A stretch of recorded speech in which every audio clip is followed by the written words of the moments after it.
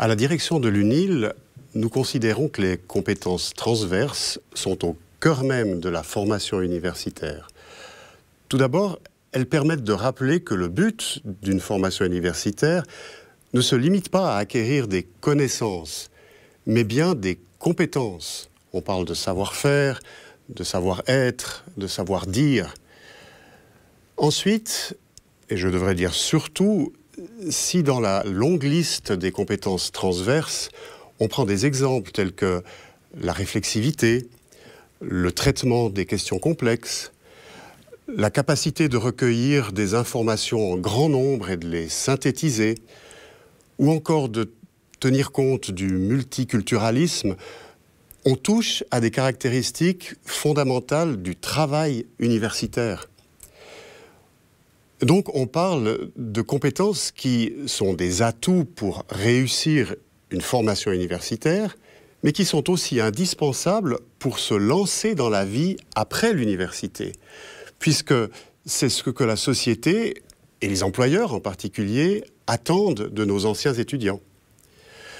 C'est pour ces raisons que la direction a inscrit l'encouragement à l'acquisition de compétences transverses dans son plan d'intention.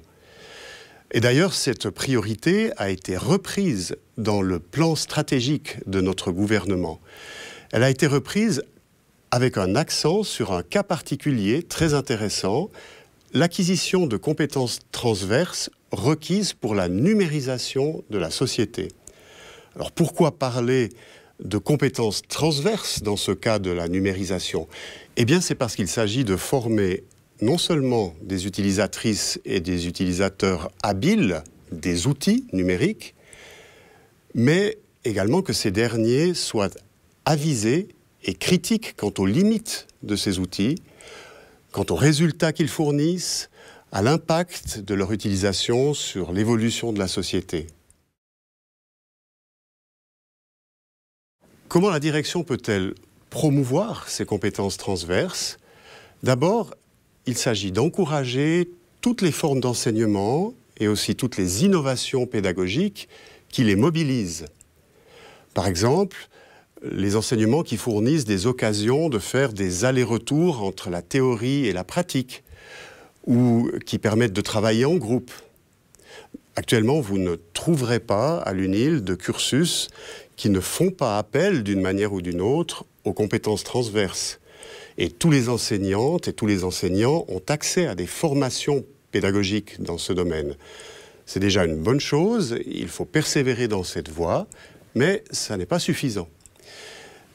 Si les compétences transverses sont souvent sollicitées, elles ne sont pas pour autant toujours explicitées. Or, il est important que les étudiantes et les étudiants en prennent conscience. On peut y arriver en les encourageant à réfléchir sur leur apprentissage, à en être les actrices et les acteurs, d'une part pour qu'ils puissent mesurer leur progression, et d'autre part parce que c'est ainsi qu'ils réussiront plus tard à faire valoir ce dont ils sont capables auprès de futurs employeurs, et de le faire avec des exemples concrets et convaincants.